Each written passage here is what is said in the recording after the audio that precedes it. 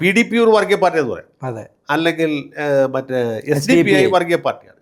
മുസ്ലിം league ഒരു സാമുദായിക പാർട്ടിയാണ്. തീർച്ചയായിട്ടും. ശരിക്കും പറഞ്ഞാൽ ഇന്ത്യൻ നാഷണൽ കോൺഗ്രസിന്റെ ഒരു മുസ്ലിം എഡിഷനാണ് ഒരു മുസ്ലിം മുസ്ലിം കോൺഗ്രസ് എന്ന് പറയാം. ഇല്ല, അത് പുതിയൊരു നല്ലൊരു മുസ്ലിം കോൺഗ്രസ് ആണ് മുസ്ലിം ലീഗ്. അതിൽ ആളുകളെല്ലാവരും ലീഗുകാരെല്ലാവരും മുസ്ലിങ്ങളാന്ന് മാത്രമേ ഉള്ളൂ എന്ന് പറഞ്ഞ പോലെയുള്ള. അപ്പം അത് സത്യത്തിലൊരു സാമുദായിക പാർട്ടിയാണ്.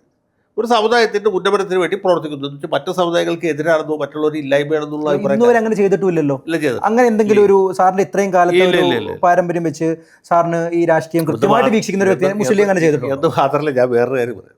എൻ്റെ അനുഭവത്തിൽ, ഞാനിപ്പോൾ ഈ രാഷ്ട്രീയമായിട്ട് ഒരുപാട് കൊല്ലമായിരുന്നു. എൻ്റെ അനുഭവത്തിൽ കേരളത്തിൽ ഏറ്റവും വർഗീയത കുറഞ്ഞ ഒരു രാഷ്ട്രീയ പാർട്ടി എന്ന് വെച്ചാൽ മുസ്ലിം ലീഗാണ്.